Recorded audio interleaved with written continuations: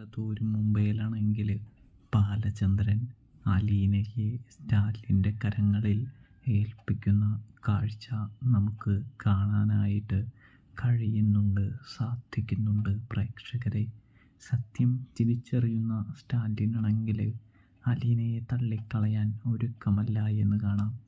അലീനയെ തൻ്റെ കൂടെ നിർത്താൻ തനിക്ക് സമ്മതമാണെന്നും അവളെ താൻ നല്ല രീതിയിൽ നോക്കിക്കോളാമെന്നും പറയുമ്പോൾ ബാലചന്ദ്രൻ സ്റ്റാലിൻ്റെ കൈകളിലേക്ക് അലീനയെ കൊണ്ടെത്തിക്കുന്ന ഒരു കാഴ്ച കാണാനായിട്ട് സാധിക്കുന്നുണ്ട്.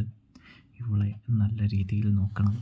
എന്തെങ്കിലും ബുദ്ധിമുട്ട് ഇവൾക്കുണ്ടായാൽ, ഇവൾക്ക് നിങ്ങളുണ്ടാക്കിയാൽ, ഇവൾക്ക് നിങ്ങളൊരു ഭാരമാണ്, ഇവൾ നിങ്ങൾക്കൊരു ഭാരമാണെന്ന് തോന്നിയാൽ പറഞ്ഞാൽ മതി, ഞാൻ കൊണ്ടുപോയിക്കൊള്ളാമെന്ന് ബാലചന്ദ്രൻ പറയുന്നതും കാണാനായിട്ട് കഴിയും കൂട്ടുകാരെ.